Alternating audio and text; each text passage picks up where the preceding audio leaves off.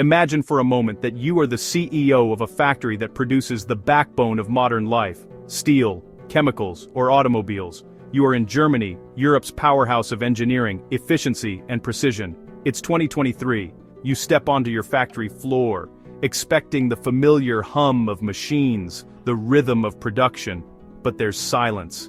Too much silence. You haven't run out of customers. Your workers haven't gone on strike. The lights are off because you cannot afford to keep them on.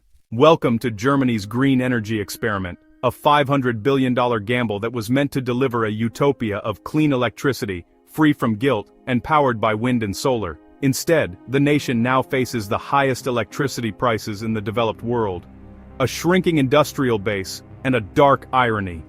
Wind farms are being dismantled to make room for coal mines.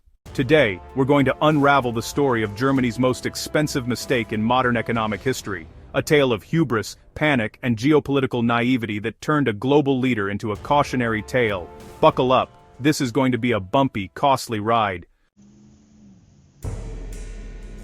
To understand Germany's $500 billion mistake, we must travel back to 2010, a world that feels almost prehistoric. The iPhone 4 was new, TikTok didn't exist, and in Germany, Chancellor Angela Merkel, a physicist with a PhD in quantum chemistry, had just made a pivotal decision to extend the lifespan of Germany's nuclear power plants. At that time, Germany's energy mix was actually pretty balanced. Nuclear provided roughly 1/4 of the country's electricity, reliable, cheap, and zero emission. Coal filled in the gaps, and renewables were, gradually growing. The plan was pragmatic. Nuclear would act as a bridge, while wind and solar slowly scaled up over the course of decades. Then, March 11, 2011 happened.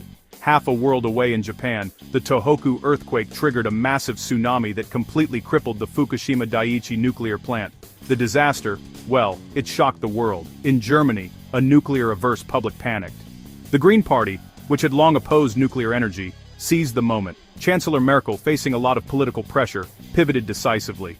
Just days later, she announced the Atomosig, Germany's plan to phase out nuclear by the year 2022. 8 reactors were switched off immediately, and just like that, the foundation of Germany's energy stability was pretty much ripped away. Think about it for a second. It's like living in a house heated by a reliable furnace, then deciding to replace it with solar panels, but smashing the furnace in the middle of winter before the panels are even installed. Germany had 17 fully functional nuclear plants and chose to just discard them, betting billions on intermittent wind and solar. The cost? Well, between 2010 and 2020, Germany poured billions into the Renewable Energy Sources Act, or EEG. Household electricity bills really skyrocketed, industrial energy costs soared, and honestly, the promised reduction in carbon emissions barely materialized. Why? Because, wind doesn't blow on demand, and the sun doesn't always shine. On cloudy, windless days, Germany turned back to lignite coal, which is actually the dirtiest fossil fuel, just to fill the gap. In economic terms, Germany wasn't building new capacity, it was kinda just running in place at enormous expense. The dream of green energy, well, it became a nightmare of high costs, intermittent power, and a whole lot of industrial uncertainty. Industries that once relied on cheap, stable electricity now faced volatile costs and, honestly, operational chaos. But this was just the beginning. The next challenge, Germany's dangerous reliance on Russian gas, would push the country closer to the edge of economic collapse. After phasing out nuclear, Germany was left with a growing dependency on wind solar and a bridge fuel, natural gas. Gas is cleaner than coal, fast to ramp up, and essential for industries like steel chemicals and automotive manufacturing. The problem? Germany doesn't produce enough gas itself. Enter Vladimir Putin. For decades, Germany pursued change through trade, believing that economic ties with Russia would encourage democracy and peace. The Nord Stream pipelines, 1 and 2, were built to bring cheap Siberian gas directly to German industry.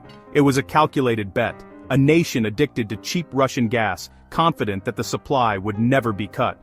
By 2021, Germany imported 55% of its gas from Russia.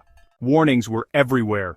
Poland, Ukraine, and the Baltic states warned that Germany was giving Russia a kill switch for its economy. Yet the German establishment ignored the alarms, even when then-President Donald Trump cautioned at the United Nations in 2018 about this dependency. The German delegation smirked. Fast forward to February 2022. Russian tanks rolled into Ukraine. Suddenly, Germany's energy lifeline became a weapon. Gas prices skyrocketed, industrial bills multiplied, and the government scrambled to subsidize energy and prevent civil unrest. Utility giant Uniper required a $30 billion bailout just to keep the lights on.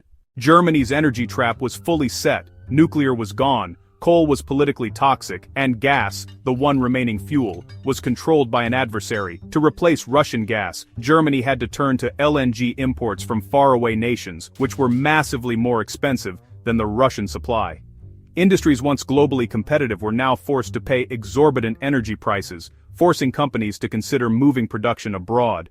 Volkswagen, BASF, and other industrial giants began shifting operations to countries with cheap, reliable energy. The backbone of the German export economy, high-quality, energy-intensive manufacturing, was beginning to crumble. Germany's model of cheap energy and high-quality exports out was under siege, all because ideology and misplaced optimism replaced pragmatic energy planning. By 2023, Germany was facing the consequences of its green energy gamble. Factories slowed, plants closed, and jobs disappeared. BASF, the world's largest chemical producer, announced downsizing at its flagship European plants, moving billions in investment to China, where energy is cheaper and more reliable. Volkswagen considered building battery factories in Canada and the United States, chasing government subsidies and stability. The term economists used? Structural change. A more accurate term, deindustrialization. Germany, once the industrial heart of Europe, was hollowing itself out. Steel mills, chemical plants, and manufacturing facilities, icons of Made in Germany, were closing or relocating. Meanwhile, the country's energy grid faced new problems. Northern Germany's wind turbines produced surplus energy that couldn't reach the industrial south, forcing grid operators to shut turbines off while running coal and gas plants simultaneously. Consumers paid twice, once for idle green energy, and again for the dirty backup. In 2022 alone, this ghost electricity cost $4.2 billion. German citizens felt the pain directly in their soaring bills. Policy missteps compounded the crisis. The government pushed heat pumps as a green replacement for oil and gas boilers. While technically efficient, they were unsuitable for old, poorly insulated German homes. Renovations and installations often cost between $20,000 and $50,000 per household, sparking outrage. Subsidies were confusing, deadlines were pushed, and the public backlash nearly toppled the government. Ironically, Germany's emissions dropped in 2023, but not due to renewable success. Factories simply stopped running, energy-intensive industries cut back, and emissions fell, achieving climate targets through economic contraction, not innovation.